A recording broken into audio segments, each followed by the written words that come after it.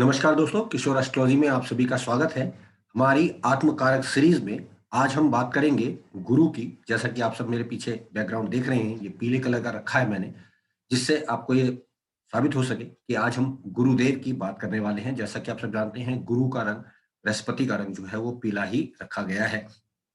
तो ज्यादा समय ना लेते हुए बात करेंगे बृहस्पति जब आत्मकारक बनेंगे। तो यहाँ मैं आपको नए जो हमारे दर्शक हैं उनको बता दूं कि कुंडली में जो भी ग्रह अधिकतम अंशों का आपकी पत्रिका में होगा, उसको हम आत्मकारक ग्रह मानते हैं।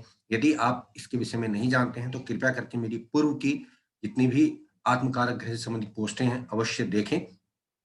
विशेष तौर से सूर्य वाली आप अवश्य देखें, उसमें मैंने उदाहरण समेत ये बताने का प्रयास किया है कि आत्मकारक ग्रह जो है कुंडली में कौन-सा हो सकता है और किस प्रकार से हम उसको देखते हैं। तो आज हम बात कर रहे हैं आत्मकारक यदि बृहस्पति हो तो। तो अब बृहस्पति को जैसा आप सब जानते ही हैं कि जब बृहस्पति आत्मकारक होगा तो दिखने में व्यक्ति का शरीर थोड़ा-सा सुडौल, लंबा और तगड़ा किस्म का होता है, लेकिन ये बेडौल नहीं होता, बिल्कुल सुगठित होता है।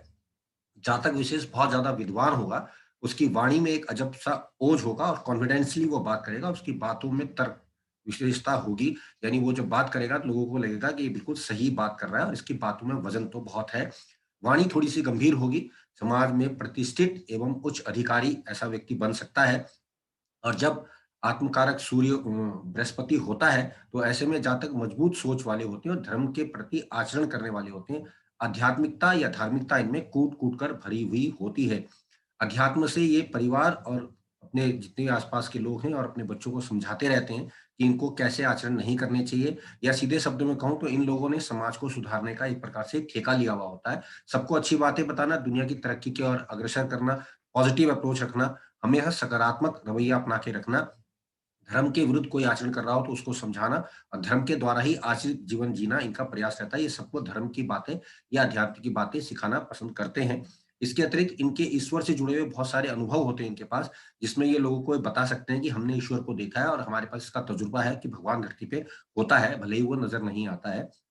ये जहाँ तक दूसरों को ये मानते हैं कि ईश्वर ने इनको उपहार के रूप में भेजा हुआ है, तो कभी-कभी ये थोड़े से जो है मानना चाहिए घमंड में आ जाते हैं कि ये इनको लगता है कि यही सही है, बाकी की फिलॉसफी गलत है, मेरी ही फिलॉसफी सही है। और इस वजह से कहीं न कहीं ये लोग जो हैं दूसरों के द्वारा कभी-कभार ओवर कॉन्फिडेंसली नकार दिए भी जाते हैं और ये बहुत अच्छे वक्ता होते हैं, आकर्षण करने की ज़बरदस्त क्षमता होती है। जब ये बोलते हैं तो इनकी वाणी में ओजता, तर्क विशेषता और धार्मिक नॉलेज होने के कारण लोग इनसे आकस्मिक रूप से जुड़ने लग जाते हैं। उनके सोचने का तरीका और यकीन करने का जो तरीका होता है वो और लोगों से डिफरेंट होता है, जिससे लोगों को अपने तरीके से कन्विंस करवा लेते हैं।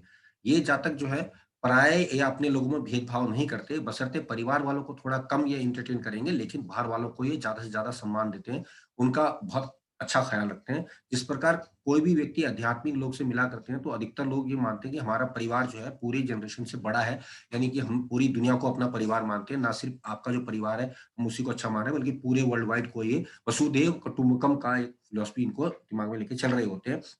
परंतु इनके जब बड़े भाई-बहन होते हैं, तो उनसे इनके संबंध थोड़े-से मुश्किल हो जाते हैं। जैसा मैंने पूर्व में बताया कि इन लोगों को लगता है कि इनकी सोच औरों से थोड़ी-सी डिफरेंट है, या ये सोचते हैं कि हम अपने से छोटों से या अपने से मानसिक लेवल से जो कम लोग हैं, उनसे हम क्या बात करेंगे।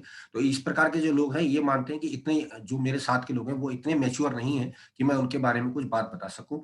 ऐसे जातक को गुरु पत्नी का और बच्चों का देखभाल विशेष तौर से करनी चाहिए। आध्यात्मिक रूप से संपन्न होने के लिए इन लोगों को सत्य वचनों का सहारा या मेडिटेशन इत्यादि का सहारा लेना चाहिए। अधिकतर आत्मकारक गुरु जिनका देखा गया है, वो लोग जो होते हैं मीठे के शौकीन देखे गए हैं और शिक्षा देने में बहुत एक्सपर्ट होते हैं और लेखक भी ये लोग पाए गए हैं। अब उदाहरण की बात करूँगा दोस्तों, तो उदाहरण में सबसे पहले अगर हम देखें तो रवींद्रनाथ टैगोर, जिनको स्वयं गुरुदेव की उपाधि मिली हुई है, वो इसका एक बेस्ट एग्ज़ाम्पल है। इसके अतिरिक्त एक और महान गुरु जो रहे हैं, दैट इज़ ओशो, जो माने गए हैं। वो भी बहुत अच्छे फिलॉसफिकल एटीट्यूड वाले व्यक्ति थे और उन्होंने एक नया दृष्टिकोण या एक नया दार्शनिकता समाज को दी थी। आप जानते हैं उनका भी गुरु जो था आत्मकारक ग्रह बना था। इसके अतिरिक्त अगर मैं कहूँगा तो श्री महाराज किशनगढ़ के जो हैं, वो शिक्षक और लेखक रहे हैं। एलिज़ाबेथ जो रही हैं, वो भी इससे संबंधित रही हैं। इसके अतिरिक्त अगर मैं आज के समय में बात करूँगा तो हेनरी फोर्ड, जो आप जानते हैं जिन्होंने व्हीकल से संबंधित क्रांति ला दी थी। अक्षय कुमार हैं और करीना कपूर भी इसमें आती हैं और अब्राहम लिंकन भी इसमें देखे गए हैं। यानी इन सब का जो आत्मकारक ग्रह है, वो गुरु ही बनता है।